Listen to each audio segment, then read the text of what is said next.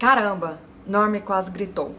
Virou-se, agarrou sua ampla barriga com ânsias de vômito. Não era por causa do homem que tinha caído. Rapi o segurava com cuidado antes que ele esborrachasse do chão. Mas sim pelo cheiro que saía do carro. Um fedor asqueroso de sangue, fezes, vômito e deteriorização humana. Era um odor de morte horrivelmente nauseante. Sejam bem-vindos mais uma vez à Insônia Literária e hoje falaremos sobre Dança da Morte de Stephen King.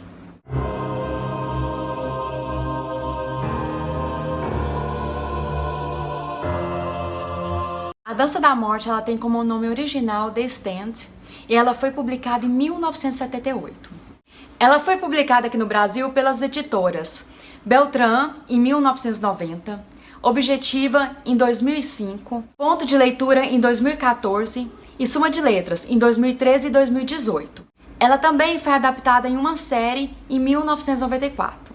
Uma das grandes curiosidades do livro é porque ela, em parte, foi baseada no caso real, no caso do sequestro da Patty Hearst, que é o apelido da Patricia Campbell Hearst, que agora também é conhecida como Patricia Hearst Shaw. Ela é uma norte-americana, neta do magnata das comunicações, William Randolph, e ela tornou-se famosa em 1974, quando ela foi sequestrada por membros do Exército Simbionês da Libertação. Ela sofreu lavagem cerebral e passou a adotar o nome Tânia. Juntou-se aos sequestradores no assalto a banco. E sua atitude é explicada pela Síndrome de Estocolmo, quando a vítima ela acaba se simpatizando pelo seu algoz. Ela foi presa, cumpriu parte de sua pena e então ela recebeu o perdão do presidente americano da época, o Bill Clinton. Citando essa situação, a gente vê logo que isso foi inspiração para alguns seguidores de Randall Flagg, que foi exatamente isso que aconteceu. Não foram sequestrados, mas sofreram uma lavagem cerebral de uma maneira bem, vamos dizer, dinâmica. A Dança da Morte também foi inspirada pelo romance Só a Terra Permanece, de George R. Stewart, que também conta a odisseia dos últimos sobreviventes da Terra após a devastação causada por um vírus que dizimou a maior parte da população. Desde o início, a Dança da Morte foi planejada como uma época americana à la Senhor dos Anéis. Em seu site, Stephen King escreveu: "Por muito tempo, 10 anos pelo menos, eu queria escrever um épico de fantasia como O Senhor dos Anéis, só que com um cenário americano. Só que, em vez de um hobbit, meu herói seria um texano chamado Stu Redwin. E ao invés de um Lorde das Trevas, meu vilão seria um vagabundo implacável, um louco sobrenatural chamado Randall Flagg. A Terra de Mordor foi trocada por Las Vegas." Então, a obra que fez mais sucesso, que tem seus fãs mais assíduos, acabou sendo uma grande dor de cabeça para Stephen King. Por quê? Porque o livro era muito grande, 1.200 páginas, a editora da época, Doubleday, não queria um livro daquele tamanho, porque falava que não tinha como manter um preço baixo. E o Stephen King ficou extremamente chateado. Por quê? Porque a editora estaria preocupando apenas com o livro e não com seus leitores. E no final resultou no quê? Em um corte onde teria apenas um livro com 823 páginas. E detalhe, não era a primeira vez que isso estava acontecendo com o Stephen King.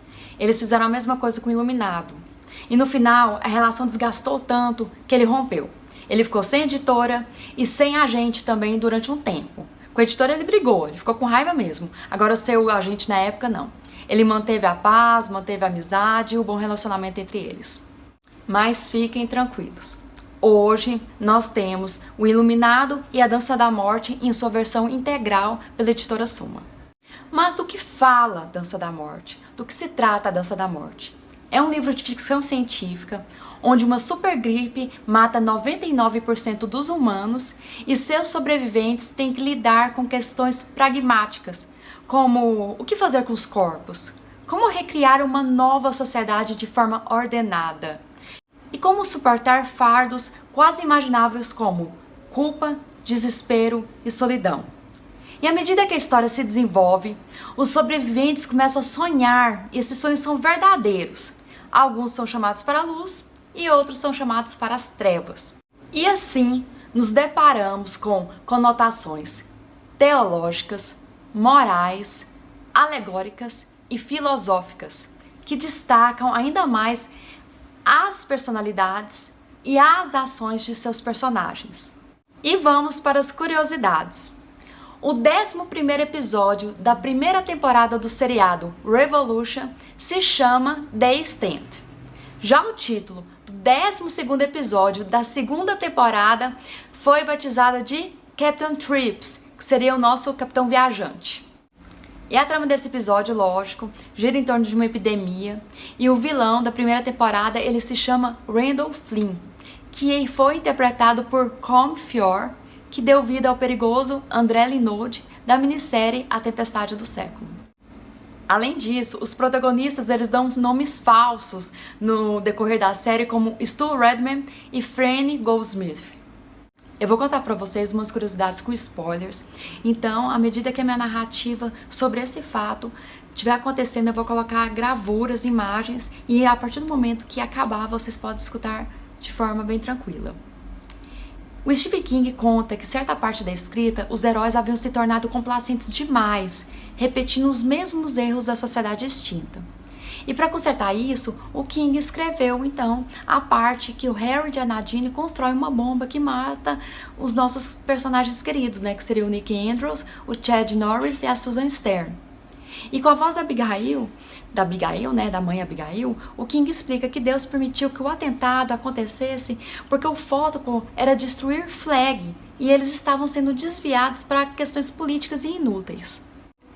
Inclusive, quando o King conta essa história, ele fala que a bomba, na realidade, ele salvou o livro, porque ele teve que matar metade do elenco principal do livro para conseguir isso, senão ele não daria conta de continuar a história. Pronto, acabou os spoilers, vamos continuar agora com as conexões do livro. A oficina ou a loja, como é referenciada na Dança da Morte, aparece no livro como uma das responsáveis por ter que lidar com os efeitos do vírus. E essa é a mesma organização que perseguiu Charlie McGee e seu pai no romance A Incendiária. Numa parte do livro, a gente tem a seguinte citação. Fran tinha pegado o livro, apesar dos fracos protestos dele, e lera para Gans 4 capítulos de faroeste, daquela mulher que vivia no norte em Haven. E lógico que essa é uma clara menção a Roberta Bob Anderson, a protagonista do livro Os Estranhos. Porém, eu já vou falando para vocês. Esse texto, ele foi lançado apenas quando o livro ele chegou nas prateleiras de forma integral. A primeira vez que o livro foi publicado não continha esse pedaço. Inclusive, Os Estranhos ele foi publicado 9 anos depois do lançamento original da Dança da Morte. E sim, temos o nosso famoso número 19, que é o número mítico da série Torre Negra. E ele apareceu várias e várias vezes. Como, por exemplo, a epidemia leva 19 dias para matar 99% da população. Na hora que é citado Miss Universitária 1990, se a gente somar tudo isso, dá 19. O Larry chegou em Stonington no dia 19 de junho. Hemingford, em 1936, que ele cita essa parte aqui, se a gente somar também 1936, dá 19. Temos outras referências como aquela coisa escura que anda no milharal. Lógico que quem leu Crianças no Milharal, a gente vai pensar na hora nela. Uma parte da história descreve que o xerife está com seu coldre no quadril direito e amarrado à coxa com cordão à moda dos pistoleiros, e na hora a gente lembra de quem? De Roland Deschain. Muitas vezes os personagens eles enxergam o Randall Flagg com capuz e uma manta, né, um manto, e é a mesma forma que ele é apresentado na Torre Negra.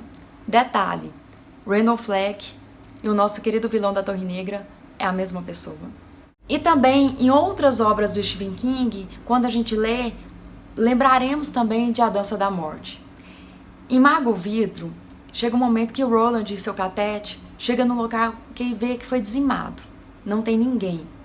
E aí a descrição exatamente faz a gente lembrar da Dança da Morte. E se lermos Iluminado depois da Dança da Morte, a gente vai notar claramente que a Mãe Abigail e o Tom Cullen também podem ser qualificados como o Iluminado. Eu espero que vocês tenham gostado. Eu agradeço a todos que me acompanharam até aqui. Um grande abraço e até mais.